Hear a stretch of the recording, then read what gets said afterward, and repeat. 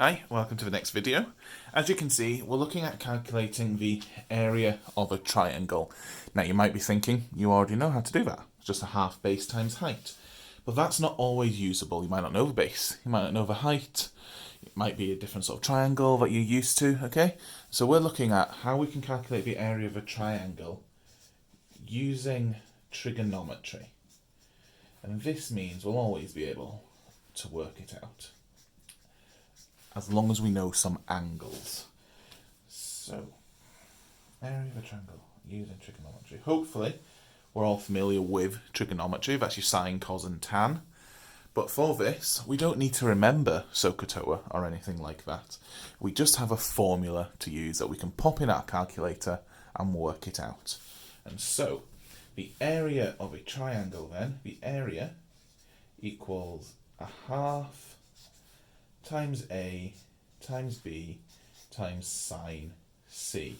This is the formula you need, and that's it. We do, however, need to know what we mean by A, B, and C. So, I'm going to draw a triangle down, and we'll label it all. So, if I've decided that this side is A, then this angle opposite it is A. So in this formula, little lowercase letters mean the length of sides and capital letters mean the angles. So if that's A, that's A. So if this side is B, this means this angle is B. And if this side is C, this angle is C. And that's all we need to be able to identify them. And so, to do this, you need to know two sides of a triangle and an angle. But you'll notice the two sides of a triangle you know don't match up to the angle you know. So if we look at this one, if I know A and B, I need to know the angle between them. If it were these two sides I knew, it's the angle between them we use. If it was these two sides we knew, it's the angle between them we used. So this is just the general form of the equation, but basically it's your two sides times by sine of the angle in between them. So let's have a look at some examples for this. I'm going to pause the video for a second and just write a couple of questions down for us to look at. So let's look at these two examples. So calculate the area of the triangles. Let's look at this one first. So our area, well, that equals a half AB sine C. So we've got a half, and A and B are our two sides. Doesn't matter which one we use, so I'm going to say this one is A. So a half times 12 times 14 times sine of the angle between them. Now it's nice, this example, because that's the only angle I've marked. It's the angle between the sides we're using. So times sine 55. And we'll pop that on our calculators. So I'll do 0.5 times by 12 times by 14 times by, and you just press sine 55. And that's it. You'll notice it puts a bracket at the front there, around the 55. You don't need to put a back end on that bracket or anything. It will work absolutely fine. If you want though, you could press another bracket around it. Doesn't make a difference. And that's it. Just type it in straight like that. That gives us an answer of 68.8, because we'll just do to one decimal place. So area equals 68.8 centimetres squared. Nice and simple. Let's look at this one, where we've marked on more than one angle, though I've written it very messily, so it's hard to read them. So our area equals a half AB sine C. So that equals a half times 6 times 3 times sine of the angle between them. So the angle between them is this one. It's not this one or this. It's this one between them, which is 40. So if I do then 0.5 times 6 times 3 times sine of 40, and I get 11.6 to one decimal place. And that's all there is to it. You just sub in to this equation and you get your answer. Now, however, you could get slightly trickier ones where you're not told where you're not trying to work out the area, you're told that and you have to rearrange it. So I'm going to do an example now where we have to rearrange it. So you'll see that pretty much every topic we cover is coming back to the idea of we need to be comfortable rearranging equations. So if that's something you're not comfortable with, go back and look at that work again or get in touch with me and we can do some examples together. But you need to be comfortable with rearranging equations. So if we look at this example here, it says calculate the side AB. So we're not looking the area this time. We're trying to work out this side here, AB. But we'll do it same way. We'll write down our formula. Area equals a half AB sine C. And we'll just substitute in everything we know and that'll let us work it out. This time we can substitute in an area. We know it. It's 52.2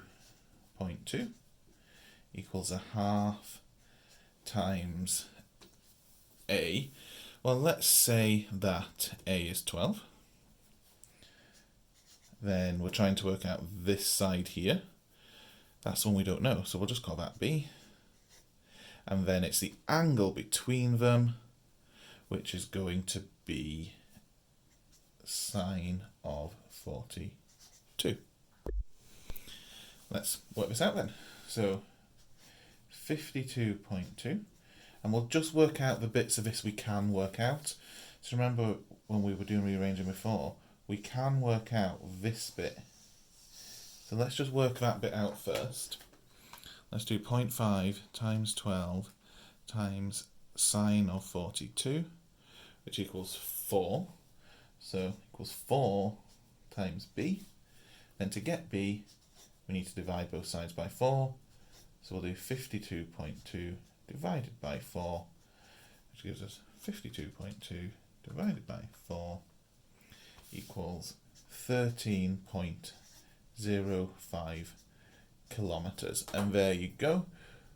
We worked out one of the missing sides rather than the area. We can do the same to work out a missing angle if we knew the sides and the area.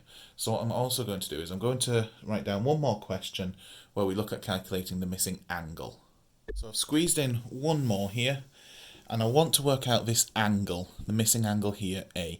And I know this side is 5, this side is 7, and my area is 14 meters squared. So once again, we'll write out our formula.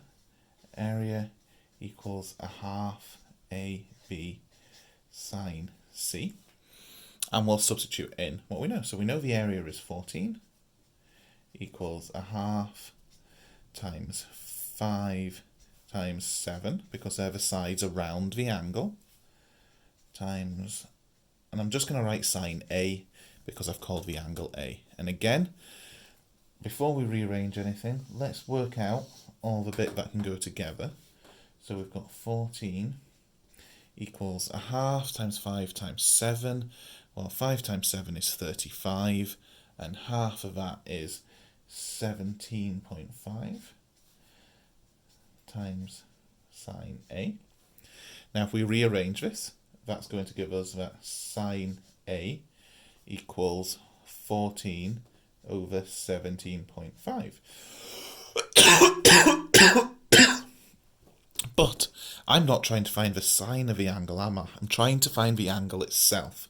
Now, this brings us to something that we hopefully remember. How do I get this by itself? Well, remember, I need to cancel out the sine and do the same to the other side. So to cancel this out, the opposite of that is doing the inverse sine, or sine to the negative 1. So I'll do sine to the negative 1 of this side.